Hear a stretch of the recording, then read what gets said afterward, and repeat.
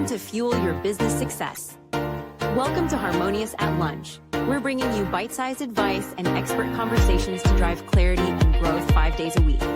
Make sure you join our Facebook group at humanopt.com/lunch, where listeners like you and our guests hang out so we can find harmony in business together.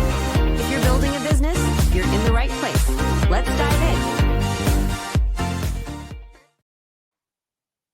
Welcome back to some more bite-sized business advice. In today's episode, we're talking about potentially the next gold rush, and it is not AI. That's right. We're talking about the trades. I think this is going to be a fascinating conversation, very interesting landscape, job market, especially right now. And I have a cool guest with me, Michael Cole. Welcome to the show, and thank you for being here. Yeah, thanks for having me, man. Looking forward to chatting. So let's talk about this. I've had a lot of episodes about AI recently. Even the episodes that weren't about AI, we somehow ended up talking about it. But the real potential gold rush that I don't know that enough people are talking about is the trades and skilled labor, and that's your jam. So tell me, why have you labeled this the next gold rush? Yeah, so I think, like you said, a lot of people aren't talking about it. We have hundreds of thousands of jobs across the country within the trades that are going unfilled. And it's one of those things where we can talk about AI all day too. We use a little bit of it with what we do, but at the end of the day, AI isn't out there building our roads and our infrastructure and everything else that is surrounded by the trade. So it's incredibly important to get this message out for people to hear that there's other options out there as well. The 4-year college degree and so forth, that whole education system isn't for everybody. And I think people are starting to realize that. And so the trades is a great option that I think needs more attention. Where do you think the root cause of this problem really is? I mean, you have so many people who don't even know the trades exist. They just assume that they're going to happen, right? And maybe I'm being overly general, but there's a ton of millennials and not millennials, Gen Zers on TikTok shaking their butts, and they're not going to go, change toilets in houses. Right. They're not going to go be plumbers, electricians, and all these necessary trades. So where is this really collapse happening? Yeah, that's a great question that I love talking about, because I don't think we're honest enough about that question and what the real issue is behind it. And I think the trades for years have kind of been looked down upon.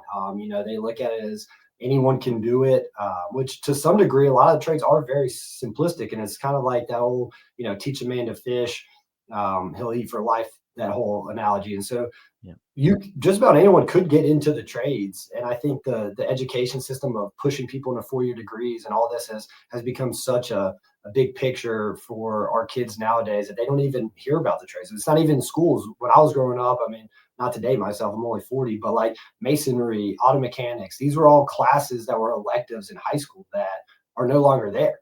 And when you're in a country where the number one job occupation for young kids is to be some sort of social media influencer, that doesn't help either. But I think the coolest part about that is what we could be doing is talking more about how do we get people involved. And I think it does go into kind of linking things up with social media. You'd be amazed how much of the trades now is on social media. In fact, we're seeing a big uptick the more stuff we're starting to post through TikTok and other of these avenues where it gets people excited to see the different types of jobs they could be doing. And some of this stuff is kind of sexy. Like, we're in infrastructure, so cabling and the data centers, it's like it's just a step below IT. Sometimes IT's involved. Like, it's kind of cool to see the different things you can build and then how beautiful it looks when you're done. I will say a well-run cable is very sexy. I'm just going to put that. I think you're right, man. I think you're onto something here. So that's what I'm saying. Hey, be the next trade influencer, Yeah. Look at that. We're leveraging the same social media we just poo-pooed on a little bit. I did. I think you got to marry everything, right? I think that's the biggest thing. Things fall off because people don't adapt, and that's another big issue with the trades is a lot of companies are old school. They've been around forever, and they've been doing the same thing the same way forever. And I think we need to break that a little bit, right? And I think social media and AI, some of these other cool things are great platforms to leverage, right? How we do these and how we attract more talent. Yeah, I was thinking as you were talking too. Even when I was in middle school, high school, that's really where these trade electives get introduced. at least in my path. And in my school district, I'm a little bit younger than you. My school district, they were removed to a tech school. We had our main high school, and then we had a technical high school. And you didn't Okay. really hear anything about it unless you knew that was like the path you wanted to go. It wasn't pushed, like guidance counselors didn't ask. And it really turned into an afterthought. I have no idea what it looks like in the school system nowadays, but I mean, it's just that's kind of where this snowball effect of this problem starts to take place. So I'm glad you're out there educating people on it Yeah. and really pushing this as a viable avenue and a necessary avenue for people to go with their career. Talk to me about your story though, because your Yeah. company is unique in that you want to help find people to work in the trades, and you've had an interesting journey. So where does that begin for you? Yeah. Kind of interesting. I wanted to be in the restaurants my entire life, and that was just kind of my only goal. I remember being in high school, I think, and I remember like drawing out floor plans of what my restaurant would look like and things like just loved it from the start, the kind of whole hospitality way of life. And fast forward, I did that. I got into the restaurant industry, and it's a killer. You're working 60, 70, 80-hour weeks. And, that lifestyle eventually got a little bit old. So I ended up in sales. I was working for a distribution company selling the product that now our techs install. And I just kept hearing, we need techs, we need techs. And I've always kind of had that entrepreneurial itch to kind of start and grow my own thing. I owned a franchise restaurant for a while as well. So it kind of never left me. And I'm like, man, I think I've heard it enough now for years. Like there's something there. So I ventured out to do a training company. I was actually volunteering one day, and a kid was telling me how he was going to go in the military. And it was kind of one of those situations where I was like, man, I hope that's the right fit for you. But like, it was the only option he knew. And I'm like, that's sad. Like, if that's the only opportunity, college isn't it. So military, there's the trade. I mean, there's so many other outlets out there. And that's the idea just popped in my head. And I reached out to a buddy. I said, hey, could you help me train? He said, yes. And the rest is kind of history. That's cool. Yeah, I mean, that's kind of interesting because for most people that kind of is the only two options. Very binary, right? It's like Yeah. 4-year degree or in gender studies or military. It's like, hang on, there's so many more options in the Correct. middle there that you could do. Very clearly, too, that we support on this show is entrepreneurship, like go do your own thing, Yeah. or trades. Like the trades are a fantastic option because you're right. Most people are not cut out for college. I personally hated college. I gravitate more towards the entrepreneurial side. Mhm. But I've also done work in the trades, and it's really interesting what you learn and what you pick up. It doesn't mean you're going to be doing that for the rest of your life, but Yeah. it's a great place to start to learn a skill, to apprentice under somebody, and also to learn a business. Like Yeah. going from doing the work to owning and running the work is why is that not a viable path that people talk about? Yeah. Do you talk about that in how you speak about this industry? Yeah, and I think that's the most important part too, is when someone does decide, hey, the trades is where I want to start. It has to be a starting point, right? Like Yeah. I always tell people, get on a job site, and then you have to actually find who you want to become within the trades, right? So find the next person in your company, or maybe you're working under another company, because in the trades there's always like tiered, top tier, lower tier vendors that go in and do the work. And so like figure out real quick who that next step is, and then work your butt off to get there. And we try to tote in our industry, which is low voltage. We always have on our website, we always try to give the people coming in, like, here's your avenue. You're starting here, but then like look at this entire plan that we've laid out of where you could grow into. And that's really incredible that you talk about the entrepreneurship side too. Kind of back to the whole, the gold mine here is that you could get in the trades and you could very easily start your own company. And I would say right now, if you want to fast forward 10 years, starting now is a great time, because you can soak up all the knowledge you can, and then go out on your own, because that's where the money's going to be. Is that, AI and stuff is going to take over certain aspects of customer service and stuff, but from working with your hands and being able to get on a job site and do things, being able to leverage your experience in the trades and then grow and start your own is a great avenue. And I think that's interesting too, because the the AI and the customer service piece. Look, we're back to talking about AI. Man, I can't avoid it on the show. But what I'm trying to get at is it closes the gap so much, because I think out of all industries in the world, the trades are notorious for absolutely abysmal customer service. I've Yes. had firsthand experience where, me and my wife have built 2 houses. We've basically fully gutted and renovated our last 2 houses, more or less as passion projects, not because we were in the trades, but we were basically the general contractors on the job. So I'm dealing with the electrician, the plumber, the drywall, the insulation, the roofers, the HVAC. They all sucked at customer service. Yeah. And these were really good companies, like highly rated companies in the area.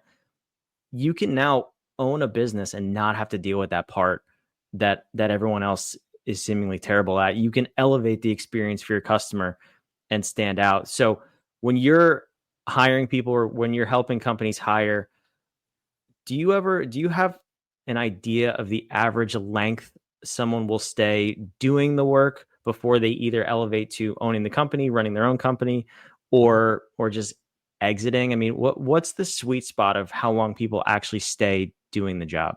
Yeah, and I wish I had a magic number there, right? Because it all then comes down to personalities, and there's just Mm. so much that goes into this. And this is another part of our training avenue that we're trying to get our clients to see too. It's like if you don't have a blueprint for the individuals you're bringing on your team as well, you can't expect them to stay forever, right? Yeah. Like, so what I've been telling people lately, hey, if you can get a semi-green person and they last for a year or two, you've hit the jackpot, because at the end of the day, if you're not putting in the effort to groom them and grow them with your organization, and they might not even have opportunities to grow someone in the organization, but that's why I always say give them 1 to 2 years.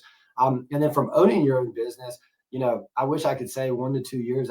That's you're just not going to be experienced enough. And so I think always around 5 years, you kind of become a little bit of a master at everything.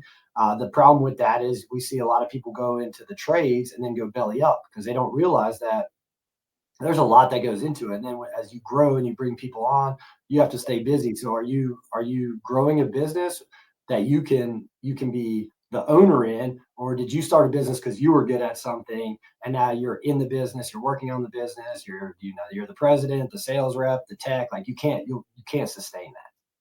Yeah. Is that a level of or a component of what you do to help people actually run their own business, or do you stay more on the staffing and So, training? so right now we're on the staffing training side, but I do think in the years to come that is going to be a big key element. Um, I think individuals as a whole could be their own company, right? Like you could go out 1099, get your own insurance, set yourself up as a business. And I think there's a lot of benefits to that, but there's a lot of risk to it as well. So it's going to take a special person to see that and understand their value, and then you also have to be valuable. You actually have to know what you're doing, because then you are another company that could be fired at any given time. You're not an employee. You can't expect to have training and benefits and all these other things that these companies can provide you. But I do foresee in the future it moving more to that model where individuals are now their own corporations, and they're kind of just freelancing work. I could see the trades going that way. Yeah, that'd be interesting. I could see that too. And I think, what pops in my head during this discussion, a lot of our listeners are not so much, well, they're definitely not looking for trade jobs. They're business owners, they're entrepreneurs, and maybe even if they're not in or related to the trades, a real key component of what you're hitting on is the employee life cycle. And I think there's a lot of wisdom in what you're saying with having the blueprint for a potential employee on your team, or even if you have a team of people, like show them where they could go and show them what their career could look like within your company. Even just saying, if they make it 1 or 2 years, you've hit the gold mine, so to speak, with a traditional trade employee. Why aren't we showing employees in every industry? Here's where you could be in 1 to 2 years. Here's where you could be in 5 years. You could be you could be owning, so to speak, a division of the company. It doesn't mean you have to go own your own job, because entrepreneurship is not for everybody. No. Like these kind of practices, best practices, if you will, are applicable to all industries. And I don't know that enough people do it. So it's interesting to see that it's like crucial for the trades, but we kind Mhm. of forget about it in other industries. Well, and Brandon, I think that's another good. So at Next Level, we're 20 employees here, and we right now have over 200 plus technicians out in the field, right? And so that's a question I constantly ask myself too, is not just talking to our clients, but internally, how are we growing our team? How are we keeping them hungry? And it's funny you say that. I tell anyone that works here, you're a franchise of Next Level, right? Like, Yeah. no, you don't have to pay the franchise fee or anything. But the second I hand you a laptop, like, you go, you do your thing. I give you the autonomy to make or break whatever you want here at Next Level, right? And I think that's huge. The more you can get people involved to think like that, and the more you give them. But I think the reason why it's not happening is because then you actually have to do it, right? So if you're telling the people they can do this, you have to really think like it yourself too, right? Like, so I want to hear everyone's opinions. I don't make decisions in the company without them. We're a relatively flat company from a hierarchy because I don't like having a large management scale. So part of that is, how do you keep people enticed to keep doing their job longer? And a lot of that is personal growth, right? Like, what do you want to do? What do you want to get out of this? And then what new things can I bring to the business to continue to make sure that they're getting paid more? Because right, no one wants to work the same job and get paid the same or less year over year. So how do I grow that individual so that they can see the value they are worth? And I think a lot of that goes into it. And we're not talking about it because everyone wants to come in and just assume you need to grow here, here, here, here. But I think what we should be talking about is you could be really great at this one job. You don't need to grow to do all these other things. We'll help you as an organization grow the way you want to grow, but it doesn't necessarily mean you have to become a title. Yeah, and that kind of scares people too, in some regards, where from both ends, if they come in and they're an entry level employee and they have no desire to do that, but they can't see the path to management or whatever level they want to see themselves at, that could be disheartening, and they could just be looking to job hop. And the other way around, if people can't see, or they think they have to go to different titles in order to quote unquote grow, maybe they don't want to. Maybe they want to just do that one job and be a specialist and really, really good at it, but be able to grow their pay or grow their autonomy. If we don't tell them what that is, they're going to assume it can't happen, and they're going to look for other places to work. And you might lose really great talent within your organization. So super cool to hear that you do that. So that being said, I'll wrap up with this question then. What do you sense is the next phase of growth for you and Next Level? Where are you taking the company next? Yeah, so the biggest thing is to get back to the training, right? Obviously, a national pandemic can hurt that on many different avenues. And so we've spent a lot of time over the past 2 to 3 years really cultivating what that looks like. So because we can't be everywhere for everyone, and this is a very hands-on field, we've created a virtual platform that we're getting ready to launch in the next 2 months that actually incorporates some hands-on testing as well, that they're going to actually have to do physically in person, and mail those things back to us that we can test and do some of those. And so the big thing is going to be the training, finding greener folks that want to get into the trade but have no clue where to start. So that's what we're building here at Next Level. That's super cool. I love it. I appreciate you coming by and talking about this. It really is a fascinating topic, and one that I hope gets a whole lot more attention in the next few years, or as a society, we might be in a little bit of trouble. But where can the listeners go to learn more about you and everything you have going on? Yeah, the best place is to check out our website, nextleveltechnician.com. You can find out all about us, and we actually have another page that is linked there that you can learn more about our training options as well. I love it. Michael, thanks for being here. Yeah, thanks for having me, man. Wherever you're watching, listening, all the links, Michael's social media, his LinkedIn down below in the show notes. So go check that out. We'll see you on the next episode of Harmonious at Lunch. Another episode of Harmonious at Lunch in the books. I hope this episode made you think and you grabbed some actionable ideas to propel your business. Don't forget to like, comment your takeaways, and subscribe wherever you're listening so we can help more entrepreneurs just like you achieve